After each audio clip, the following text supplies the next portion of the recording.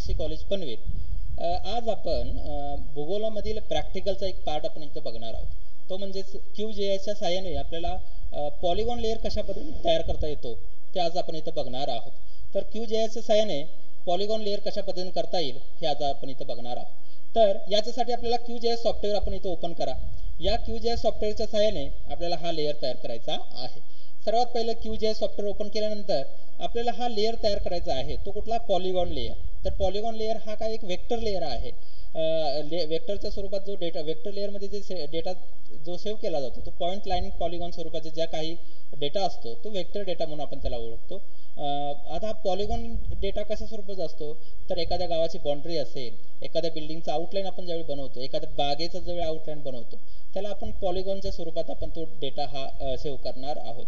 म्हणजे जो डेटा पॉलिगॉनच्या स्वरूपात आपण सेव्ह करू शकतो, जसं की एखादं सरोवर असेल, त्या सरोवराचा आपण जर बाउंड्री बघणार असेल तर तो डिजिटाइज करायचा असेल तर तो पॉलिगॉनच्या स्वरूपात आपला डेटा हा सेव्ह करणं गरजेचं आहे। मग त्यासाठी पॉलिगॉन लेअर आवश्यक आहे। मग हा पॉलिगॉन लेअर QGIS मध्ये कशा पद्धतीने केला जातो ते आपण बघू। तर पॉलिगॉन लेअर तयार करण्यासाठी सर्वात पहिलं आपल्याला लेअर या ऑप्शनमध्ये जावं लागेल। लेअरमध्ये अनेक ऑप्शन दिसतील, त्याच्यामध्ये क्रिएट लेअर हा एक ऑप्शन आहे। नवीन लेअर तयार करायचा म्हणून क्रिएट लेअर, तर क्रिएट लेअर या ऑप्शनला क्लिक करा। यामध्ये आपल्याला अनेक ऑप्शन दिसतील, त्यापैकी न्यू सेव्ह फाईल लेअर या ऑप्शनला क्लिक करा। तर न्यू सेव्ह फाईल लेअरमध्ये गेल्यानंतर आपल्याला यामध्ये वेगवेगळ्या स्वरूपाचे ऑप्शन दिसतील, जसे की फाईल नेम आहे, फाईल इनकोडिंग आहे, जिओमेट्री टाईप आहे, न्यू फील्ड असेल, या स्वरूपाचे आपल्याला या ऑप्शन्स दिसतील। तर आपल्याला सर्वात पहिलं आपल्याला या फाईल जी आपण तयार करणार आहोत, जो पॉलिगॉन लेअर तयार करणार आहोत, त्याच्या संदर्भात तो कोणत्या फोल्डरमध्ये आपण सेव्ह करणार आहोत, त्याला नाव काय देणार आहोत, हे सगळं आपल्याला इथं लिहिणं गरजेचं आहे। म्हणून आपल्याला सर्वात पहिलं आपण या फाईलला नाव देऊ, त्याचा पाथ देऊ, म्हणजे कोणत्या ठिकाणी आपण ठेवणार आहे ते ठरवू। तर मी या ठिकाणी डी ड्राईव्हला मी हा डेटा सेव्ह करणार आहे, त्या ठिकाणी मी याला नाव देतो। तर हा आउटलाईन म्हणून आपल्याला हा सेव्ह करणार, मी एखाद्या घटकाचं फीचरचं आउटलाईन म्हणून याला सेव्ह करतो। हे नाव दिल्यानंतर जे हवं असेल ते तुम्ही नाव द्या। तुम्ही बाउंड्री असेल, एखाद्या शहराची बाउंड्री असेल किंवा काय त्या फाईलचं तुमच्या आवश्यक पद्धतीने तुम्ही नाव देऊ शकता। मी हा आउटलाईन म्हणून सेव्ह करतो। आता हा नाव दिल्यानंतर जिओमेट्री टाईप या ऑप्शनमध्ये आपल्याला जाणं गरजेचं आहे। तर जिओमेट्रीमध्ये point, multi point, line, string आणि पॉलिगॉन असे ऑप्शन दिसतात। तर आपल्याला पॉलिगॉन लेअर तयार करायचा आहे, म्हणून यातला पॉलिगॉन ऑप्शन सिलेक्ट करणं गरजेचं आहे। तर पॉलिगॉन सिलेक्ट केल्यानंतर पुढे आपल्याला WGS 84 हे प्रोजेक्शन आपल्याला इथं पाहायला मिळेल। या प्रोजेक्शन आपल्याला आहे का चेक करा। ह्या प्रोजेक्शन सिलेक्ट नसेल तर आपल्याला इथून सिलेक्ट करता येतं। याच ठिकाणी वेगवेगळ्या स्वरूपाचे प्रोजेक्शन्स आहेत, ते प्रोजेक्शन्स आपल्याला इथं लोड होतील। ते प्रोजेक्शनपैकी आपल्याला हवं ते प्रोजेक्शन आपण घेऊ शकतो। तर WGS आहे, WGS 72 आहे, तर वेगवेगळ्या स्वरूपाचे प्रोजेक्शन आहे। आपल्या भारतासाठी जे सुटेबल प्रोजेक्शन आहे तर WGS 84 EPSG 4326 हे प्रोजेक्शन आपण यामध्ये घेतो, कारण याच्यामध्ये भारताचा भाग हा बऱ्यापैकी चांगल्या पद्धतीने आपण दाखवू शकतो। म्हणून या WGS 84 हे प्रोजेक्शन आपण इथं सिलेक्ट केलेलं आहे, ओके म्हणा। यानंतर प्रोजेक्शन घेतल्यानंतर आपल्याला पॉलिगॉन जो तयार करणार आहोत त्या पॉलिगॉन संदर्भात आपल्याला आणखीन काय माहिती असेल, जसं की त्या पॉलिगॉनचा जो आउटलाईन जी होती त्याचं नेम असेल, कुठल्या तरी तलावाचा असेल किंवा काय सरोवराची माहिती असेल, तर त्याला नाव देऊन नवीन फील्ड आपण याच्यातून ऍड करू शकतो। या फील्ड आपण याच्यामध्ये घेऊ शकतो, जसं की नेम मी हा ऑप्शन इथं घेतो। नेम म्हणजेच त्या जो पॉलिगॉन आपण तयार केलेला आहे तो कशाचा ना कशाचा जरी पॉलिगॉन असेल तर त्या पॉलिगॉनचं नेम आपण इथं देणार आहोत। हे नेम निवडल्यानंतर तो नेम हे टेक्स्टमध्ये असेल म्हणून ऑप्शन हा टेक्स्ट निवडलेला आहे, तो याच्यानंतर ॲड फील्ड करा। त्याचबरोबर आपल्याला त्या एरिया जर माहीत असेल, त्या पॉलिगॉनचा एरिया आपल्याला माहीत असेल तर तो एरिया पण घेऊ शकतो। एरिया हा निवडा। एरिया घेतल्यानंतर तो एरिया जो आहे तो नंबर्समध्ये असेल म्हणून इथं टेक्स्टच्या ठिकाणी आपण इंटिजर किंवा जर पॉईंटमध्ये असेल, जसं की 1000.10 अशा स्वरूपात जर असेल, म्हणजे पॉईंटमध्ये असेल तर कशा पद्धतीने घेतला जातो बघा। तर डेसिमल हा इथं ऑप्शन दिसतो, डेसिमल, जसं की 1.2 जो पॉईंटमधला डेटा असेल तर त्याला डेसिमल ऑप्शन निवडा। आता डेसिमल ऑप्शन निवडल्यानंतर आपल्याला इथं प्रिसिजन्स दिसतील, म्हणजे पॉईंट नंतरचा किती संख्या आपल्याला घ्यायची आहेत, 2 घ्यायचे, 3 घ्यायचे, 4 घ्यायचे, ते आपल्याला इथे निवडायचे। अगोदर ऑलरेडी इथे 6 दिसतात, पण पॉईंट नंतर आपल्याला 0.22 म्हणजे 2 संख्या घ्यायचं किंवा 0.12 म्हणजे 2 संख्या घ्यायची असेल, तर पॉईंटच्या नंतर जर 2 घ्यायचं असेल तर आपल्याला इथं त्या बदलून इथं 2 लिहावं लागेल. म्हणजेच आपल्याला पॉईंट नंतरचा डेटा हा 2 याच्यामध्ये असेल. हे केल्यानंतर ॲड करा. आपल्याला एरिया सुद्धा आपण याच्यामध्ये घेऊ शकतो. अशा पद्धतीने आपल्याला जो डेटा आहे तो आपण यामध्ये ॲड करू शकतो. आपला जो लेअर तयार झालाय तो आपल्याला इथं लेअर दिसेल. त्याचा लोगो बघा, हा पॉलिगॉन स्वरूपात आपल्याला लोगो दिसेल. आता हा लेअर जो आहे तो रिकामा आहे. याच्यामध्ये कुठल्याही प्रकारचा डेटा आपण इनपुट केलेला नाही.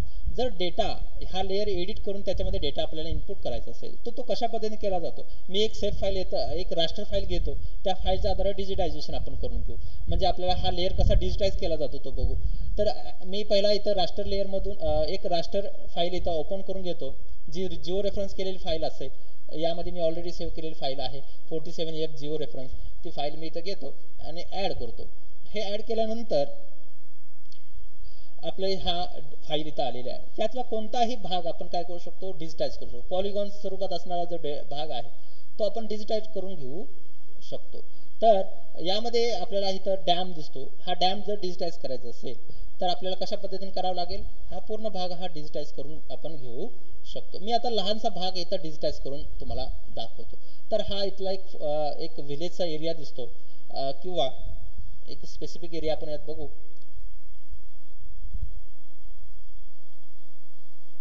तर तो एरिया, ठराविक एरिया आपल्याला काय करता येईल, डिजिटाईज करता येऊ शकतो.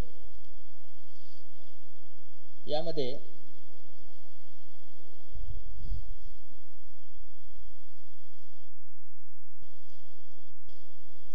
फॉरेस्ट सुद्धा आपल्याला याच पद्धतीने डिजिटाईज आपण करू शकतो.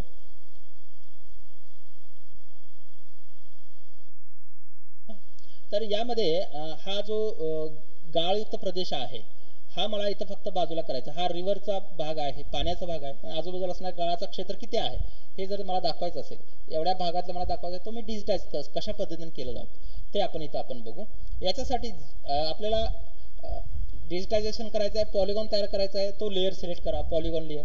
याला राईट क्लिक करून आपल्याला टॅगल एडिट ऑप्शन, हा इथं ऑप्शन दिसेल टॅगल एडिट, या ऑप्शनला क्लिक करा. म्हणजे हा पेन्सिलचा ऑप्शन इथं येईल.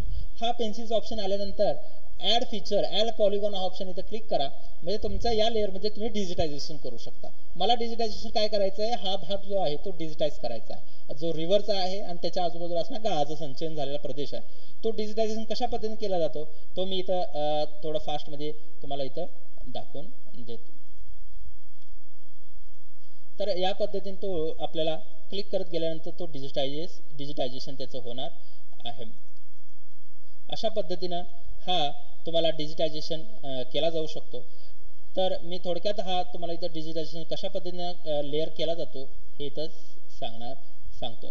फॉर एक्झाम्पल हा अशा पद्धतीने आपण डिजिटायझेशन याचं करू शकतो. हे ॲक्युरेट डिजिटायझेशन करावं लागतं. मी वेळेच्या अभावासाठी मी फक्त तुम्हाला हे एक्झाम्पल म्हणून हे तुम्हाला यात दाखवत आहे. आपला हा भाग जो आहे पूर्ण भाग डिजिटायझेशन करून झाल्यानंतर मला एवढाच डिजिटायझेशन करायचं होता. पूर्ण झाल्यानंतर राईट क्लिक करा.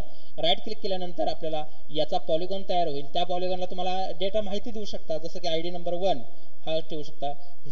याला नाव देऊ शकता. मी XYZ असं याला नाव देतो. काही कुठल्या प्रकारचा तुमचा डेटा असू शकतो तो तुम्ही नाव देऊ शकता. आणि त्याचा एरिया किती असेल तर 1000 स्क्वेअर मीटर असेल किंवा 100 किलोमीटर किंवा 10 किलोमीटर आहे असं आपण म्हणू. 10 स्क्वेअर किलोमीटर असा एरिया याचा आहे असं गृहीत धरू.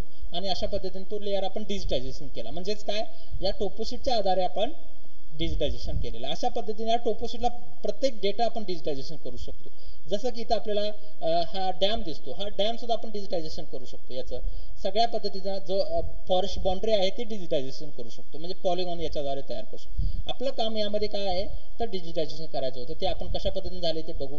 मी हा चेक घालवतो. आपण जो डेटा डिजिटाईज केलेला इथं दिसतो आहे ते झूम केल्यानंतर आपल्याला इथं तो दिसेल. त्याच्या अगोदर आपल्याला हा लेअर डिजिटायझेशन कंप्लीट झाल्यानंतर स्टॉप डिजिटायझेशन करणं गरजेचं आहे. म्हणजे टॅगल एडिट बंद करणं गरजेचं आहे. त्यासाठी आपल्याला हा सेव्ह करा, हा पेन्सिल ऑफ करा. आपल्याला पुन्हा याच्यामध्ये कुठल्या प्रकारचे एडिटिंग होणार नाही. तर तो डिजिटायझेशन स्टॉप केलेला आहे आपण. आता या झूम करून आपला जो लेअर होता तो आपल्याला इथं दिसेल. तर आपण हा डिजिटायझेशन केलेला आहे, पॉलिगॉन डिजिटाईज झालेला आहे. तर अशा याचा रंग बदलू शकता, याला नाव देऊ शकता. अनेक प्रकारचे ज्या प्रक्रिया प्रोसेसेस आहेत त्या आपण याच्यावरती करू शकतो. तर आपण या लेअरमध्ये कशा प्रकारे पॉलिगॉन लेअर तयार केला जातो आणि तो डिजिटायझेशन कशा पद्धतीने केला जातो हे आजच्या लेक्चरला आपण इथं आज पाहिलेलं